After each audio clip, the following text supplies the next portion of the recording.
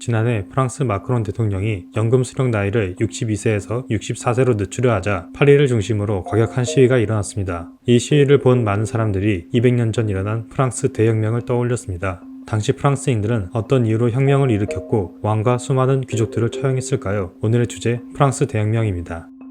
왕비인 마리 앙투아네트가 굶주림에 빵을 요구하는 사람들에게 빵이 없으면 케이크를 먹어라 라고 말했다는 이야기를 한 번쯤은 들어보셨을 텐데요. 이 이야기가 사실이든 아니든 당시의 평민들이 극심한 경제적 고통을 겪고 있는 반면 지배층은 사치와 향락에 빠져 있다는 상황을 잘 보여주는 예시라고 생각됩니다. 1715년 프랑스의 인구는 약 1400만에서 1500만 정도로 추정하는데요. 본격적으로 혁명이 일어난 1789년에는 약 2400만에서 2600만 정도로 약 70년 만에 1000만 명 정도의 인구가 늘어났습니다. 인구의 증가는 경제의 활기를 띠게 했고 평민이지만 큰 부를 축적한 부르주아의 성장을 낳았죠.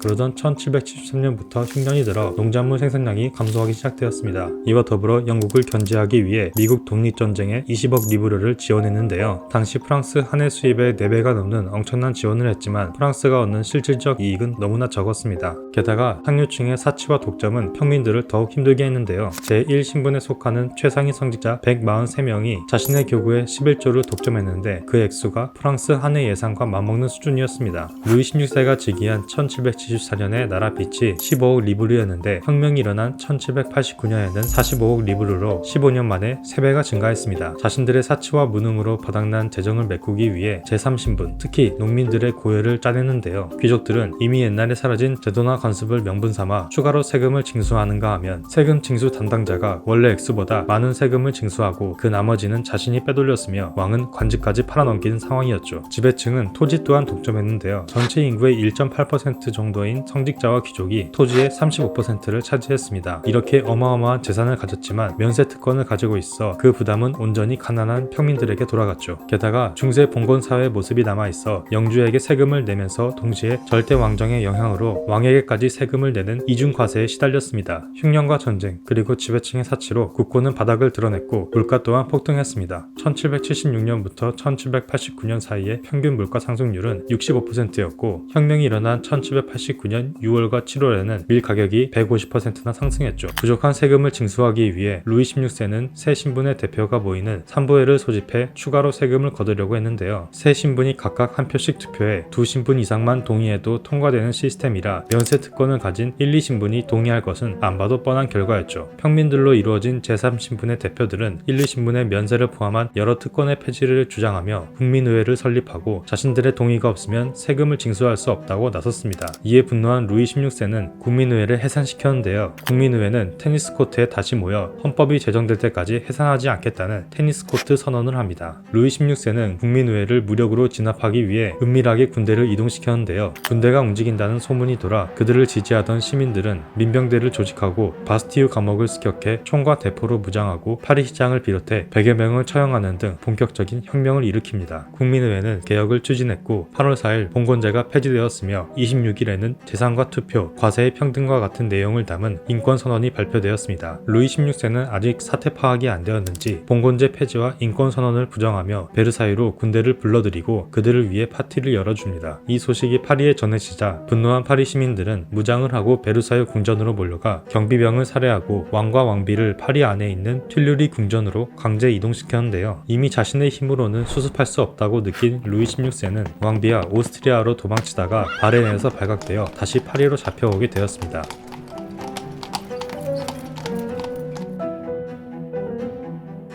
계속해서 혁명이 과격해지자 자신들의 나라에도 혁명이 번질 것을 우려한 오스트리아와 프로이센이 프랑스를 상대로 혁명 전쟁을 시작하게 됩니다. 프랑스는 전쟁에서도 고전을 면치 못하고 계속해서 궁지에 몰리게 되는데요. 국민의회는 혁명을 성공시키고 사회를 안정화하기 위해 여러 조치를 했지만 루이 16세는 이에 협조하지 않았고 결국 왕이 있는 한 혁명은 성공할 수 없다고 생각한 시민들은 튤류리 궁전을 점령하고 루이 16세의 폐위를 요구하자 국민의회는 이를 받아들이고 공화국을 선포하죠. 그 후 루이 16세의 비밀 금고에서 오스트리아와 주고받은 편지가 발견되어 적국과 내통해 조국을 배신한 죄로 단두대에서 사형을 당하고 9개월 뒤 왕비인 마리 앙투아네트도 단두대에서 생을 마감하게 됩니다. 자신들의 왕을 처형한 프랑스를 보고 유럽 각국의 군주들은 자신들의 이야기가 될 수 있다는 불안을 느끼며 프랑스를 막아야 한다는 생각에 영국, 오스트리아, 스페인 등의 나라들이 연합해 사방에서 프랑스를 압박했습니다. 뿐만 아니라 프랑스 전역에서 국민의회에 불만을 품은 지역들이 반란을 일으켰는데요. 그중 방대 지역에서 일어난 반란에서는 정부군과 반란군 합쳐 약 20만 명의 사망자가 발생하기도 했죠. 이러한 혼란을 통제하기 위해 자코뱅파의 로베스피에르가 권력을 잡고 혁명에 반하는 17,000명의 사람들을 처형하는 공포정치를 하게 되는데요. 하루가 다르게 사람들을 처형하는 공포정치의 필요를 느낀 사람들이 파리 시청을 점령하고 로베스피에르와 핵심 인물들을 체포하는 테르미도르 반동을 일으켜 체포한 사람들을 똑같이 단두대에 처형했습니다. 반동에 성공한 세력들은 과도한 민중의 정치 개입을 공포정치의 원인으로 보고 부르주아가 주도하는 총재정부를 수립했는데요. 총재정부는 전쟁 배상금을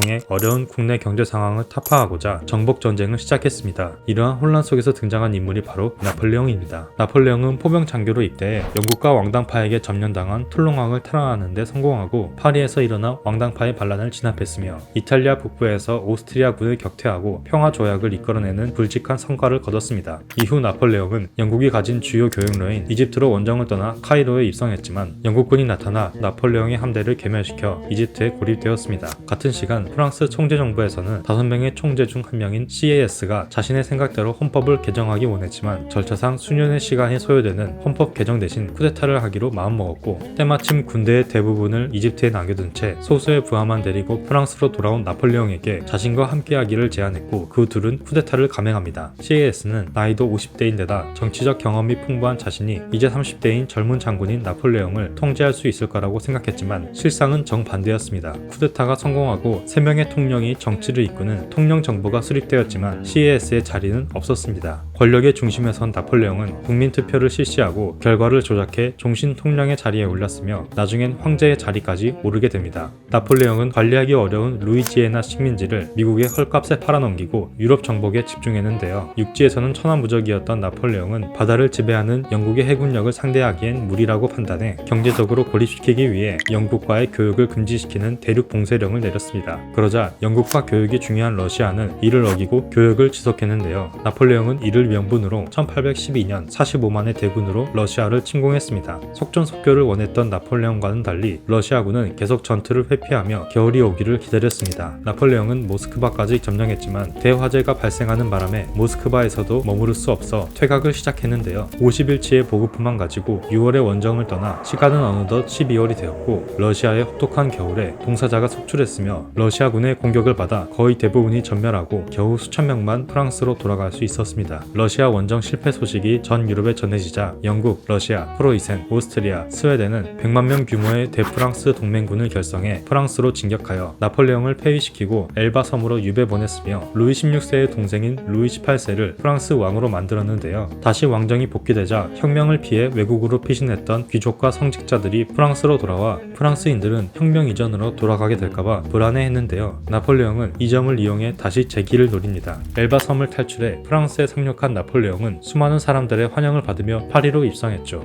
이 소식을 접한 유럽 각국은 이번에야말로 나폴레옹을 완전히 끝내기 위해 제7차 대프랑스 동맹군을 결성해 지금의 벨기에 워털루에서 최후의 결전을 치르게 되는데요. 여기서 영국의 웰링턴 장군에게 패배한 나폴레옹은 영국령 세인트 헬레나 섬으로 유배가 6년 만인 1821년 병으로 사망하게 되죠. 나폴레옹이 몰락하고 유럽 각국은 오스트리아 빈에 모여 프랑스 혁명 이전의 절대 왕정을 유지하고 프랑스와 같은 패권 국가가 나타나려 하면 연합해 이를 막는다는 빈 체제를 만듭니다. 나폴레옹이 일으킨 전쟁으로 인해 수많은 사람들이 죽었지만 그 시대를 영광의 시대라고 말하는 프랑스인도 있는데요.